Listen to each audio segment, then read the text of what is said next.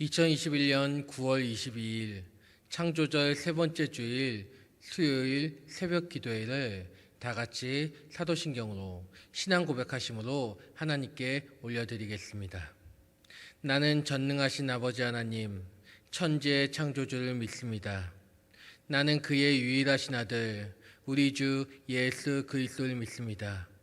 그는 성령으로 잉태되어 동정녀 마리아에게서 나시고 본디오 빌라도에게 고난을 받아 십자가에 못 박혀 죽으시고 장사된 지 사흘 만에 죽은 자 가운데서 다시 살아나셨으며 하늘에 오르시어 전능하신 아버지 하나님 우편에 앉아 계시다가 거기로부터 살아있는 자와 죽은 자를 심판하러 오시니라.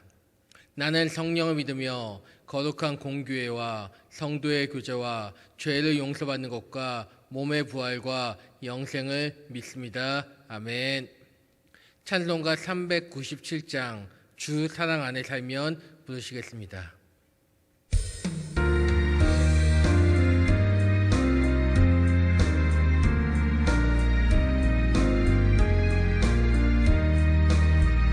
주 사랑 안에 살면 두려움 없으며 그 사랑 변함없어 늘 마음 편하다.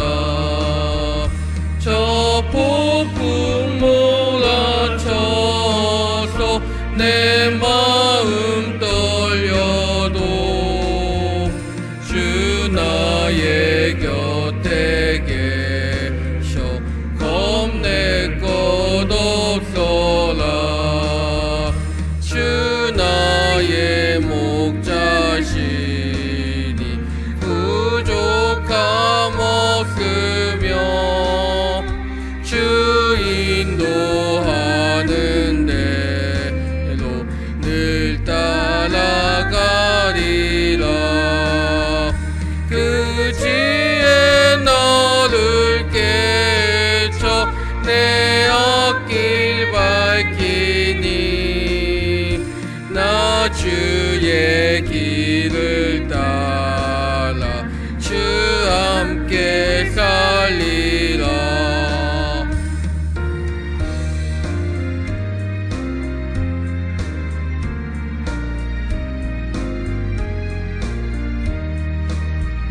저 넓고 푸른 들판 내 앞에 열리고 그 검은 구름 거쳐 새 하늘 보인다. 끝없는 너의 소망 저 환한 생명길 참 보배 되신 주님 늘 함께 하소서.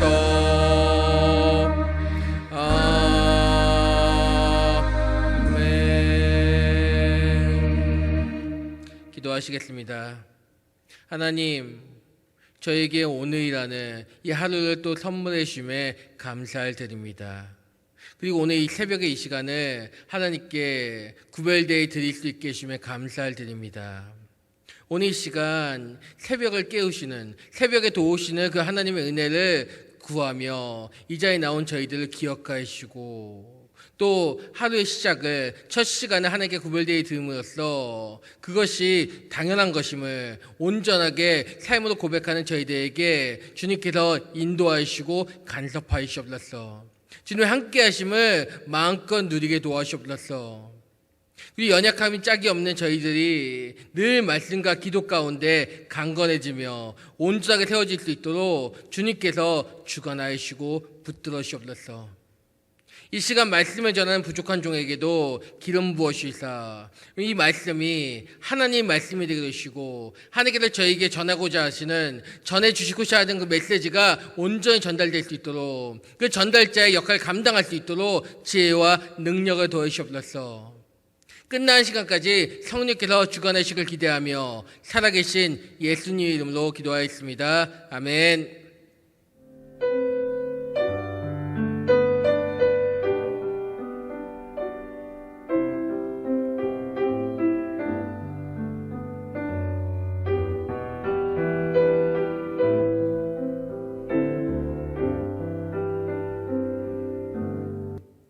오늘 말씀은 역대하 13장 1절부터 14장 1절까지의 말씀입니다.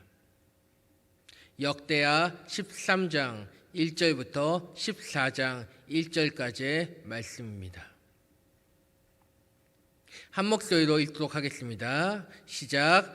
여로보암 왕 18째 해에 아비야가 유다의 왕이 되고 예루살렘에서 3년 동안 다스리니라. 그의 어머니의 이름은 미가야요 기브아 사람 우리알의 딸이더라.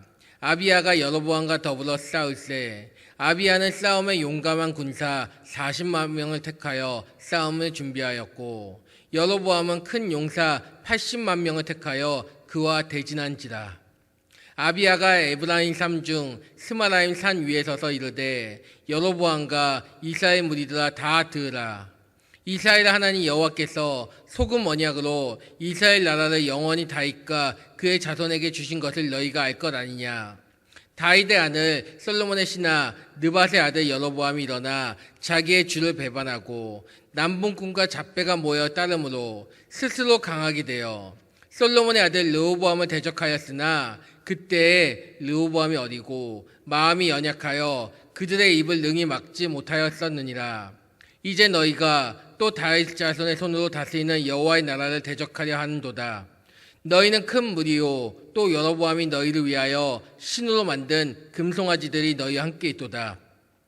너희가 아론 자손이 여호와의 제사장들과 레위 사람들을 쫓아내고 이방 백성들의 풍속을 따라 제사장을 삼지 아니하였느냐. 누구를 막론하고 어린 새송아지 한 마리와 순양 7마리를 끌고 와서 장립을 받고자 한 자마다 허무한 신들의 제사장이 될 수도 있도다.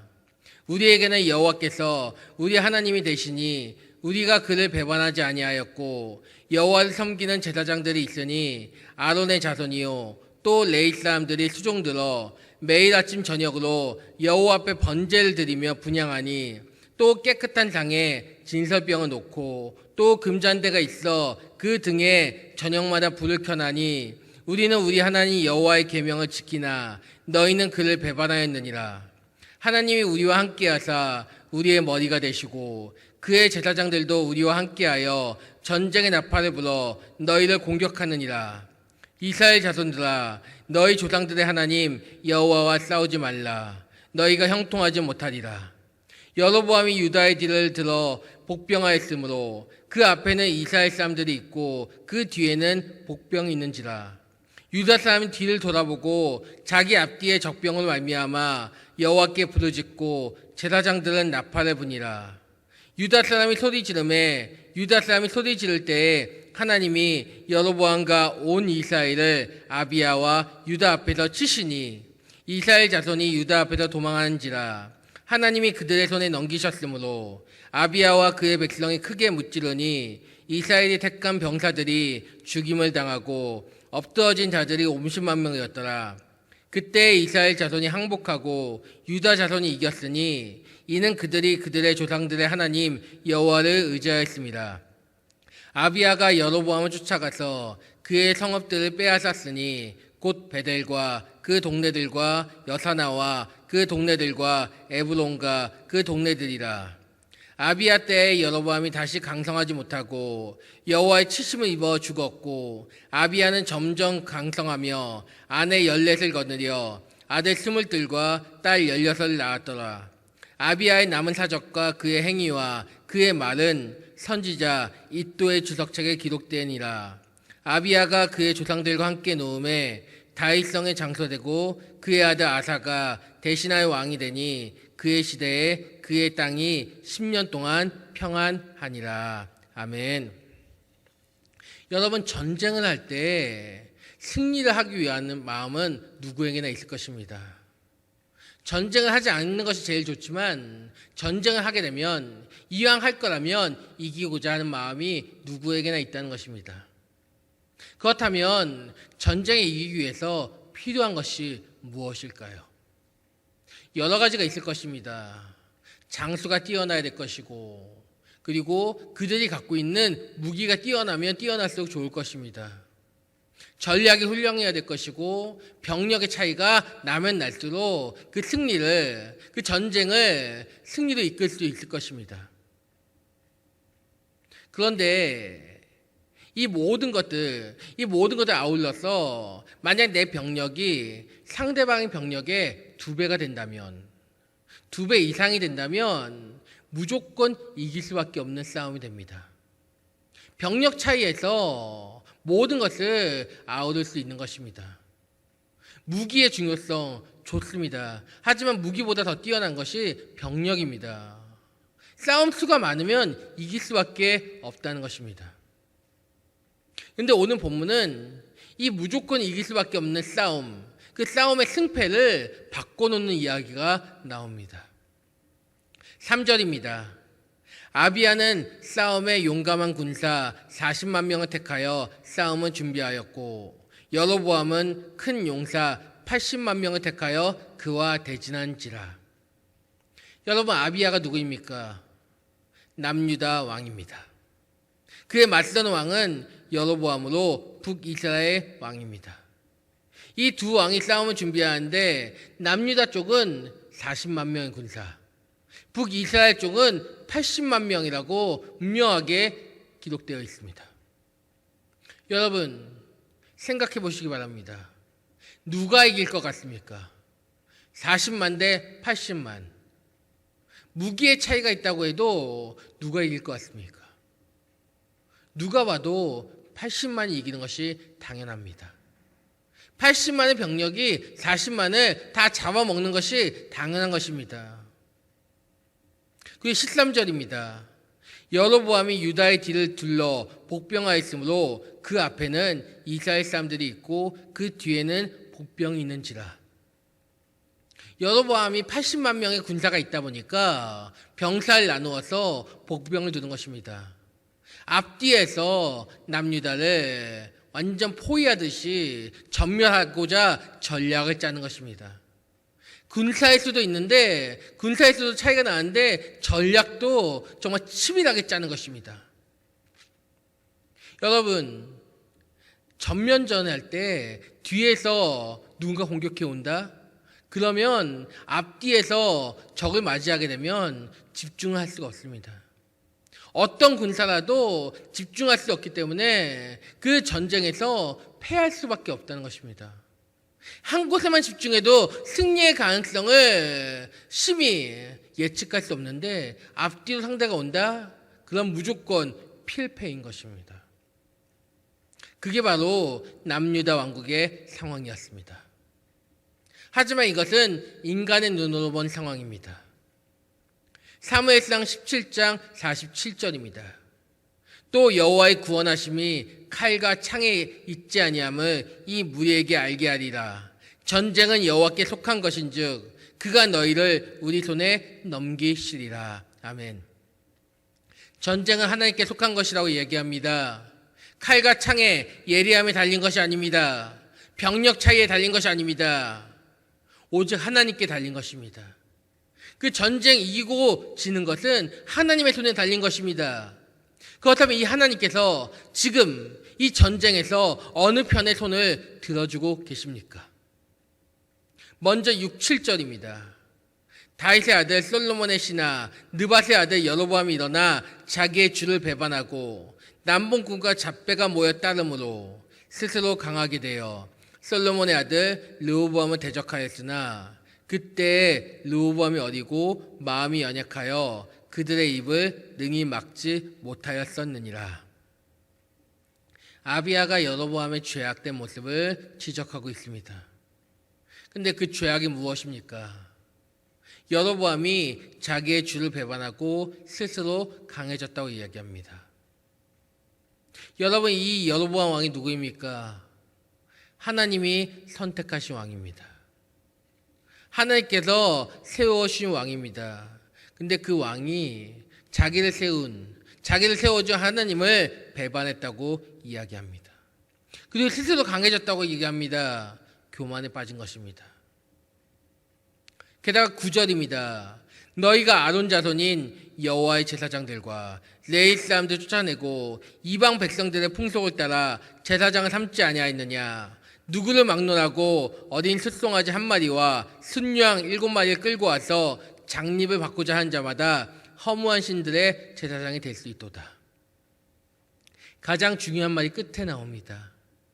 허무한 신들의 제사장. 우상을 섬기는 제사장인 것입니다.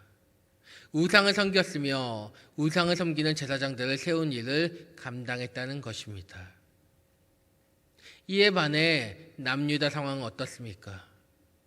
10절부터 12절까지입니다. 우리에게는 여호와께서 우리 하나님이 되시니 우리가 그를 배반하지 아니하였고 여호와를 섬기는 제사장들이 있으니 아론의 자손이요 또 레위 사람들이 수종들어 매일 아침 저녁으로 여호와 앞에 번제를 드리며 분향하며 또 깨끗한 상에 진설병을 놓고 또 금 등잔대가 있어 그 등에 저녁마다 불을 켜나니 우리는 우리 하나님 여호와의 계명을 지키나 너희는 그를 배반하였느니라.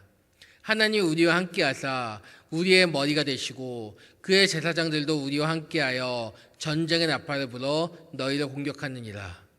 이스라엘 자손들아 너희 조상들의 하나님 여호와와 싸우지 말라. 너희가 형통하지 못하리라. 아멘.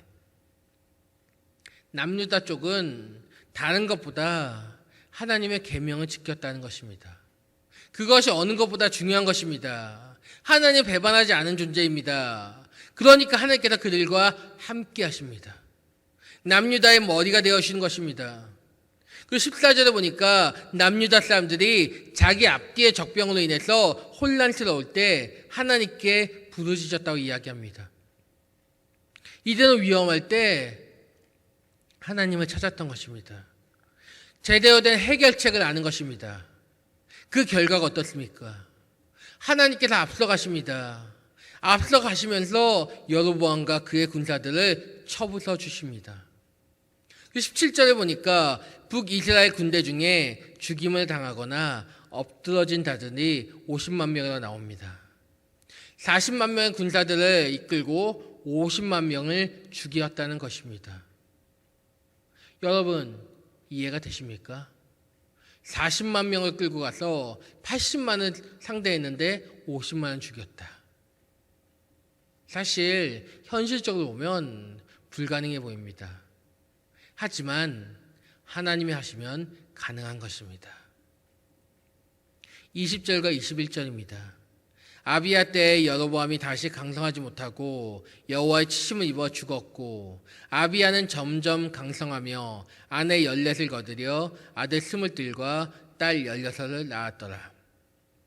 하나님이 함께 하시니까 아비야는 강성해지고 하나님 온전히 섬기지 않고 우상을 섬겼던 여로보암은 점차 약해지는 것입니다. 그렇습니다. 우리도 마찬가지입니다.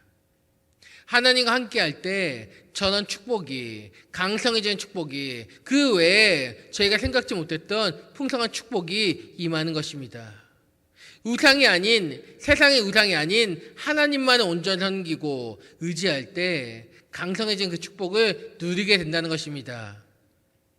이 아비야뿐만 아니라 이 말씀을 듣는 이 말씀을 읽고 듣는 그리고 그 말씀에 대해 살고자 소망하는 우리 또한 그런 축복을 받을 수 있다는 것입니다.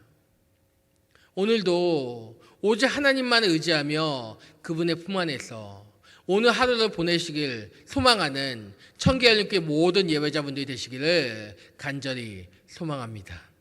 기도하시겠습니다. 지금은 주 예수 그리스도의 은혜와 하나님의 크고도 극진하신 사랑과 성령님의 내주 교통 감화하심이 오늘뿐만 아니라 내일도 앞으로 있을 모든 날들 가운데 주님만을 의지하며 소망하며 나아가고자 희망하는 우리 모든 지체분들 머리 위에 이제로부터 영원토록 함께 하시기를 간절히 축원하옵나이다. 아멘. 오늘 시간 화면으로 제공되는 수요일의 공동 기도 제목과 저녁에 있을 수요 새해인 예배를 위해서 그리고 각자가 마음을 품고 있는 기도 제목을 가지고 자유롭게 기도하시다가 삶의 현장으로 돌아가시겠습니다. 주님 이름 한번 외치고 기도하시겠습니다. 주여